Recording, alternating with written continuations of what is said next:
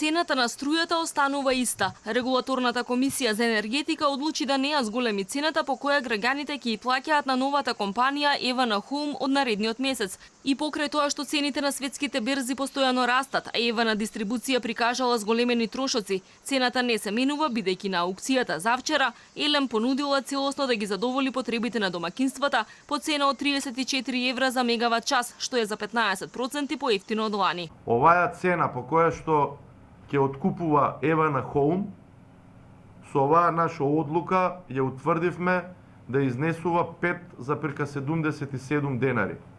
Споредено со цената која што ја понудил Елем, таа е повисока за околу 170%.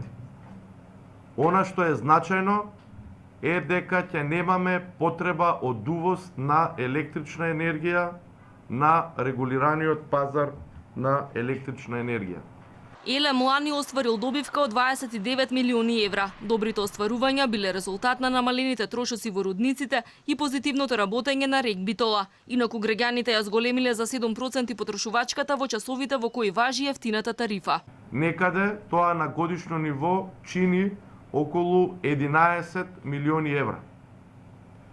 Споредено цена на домаќинства 2019 со 2017 кога е воведена ефтината тарифа, цената на домаќинствата е намалена за 5%. Ова е прва година како регулаторната комисија за енергетика не ја утврдува цената на државната Елем, откако од понеделник ќе проработи универзалниот снабдувач, за домаќинствата се ќе остане исто. Единствено сметките наместо на Евана ќе ги плаќаат на Евана Хоум.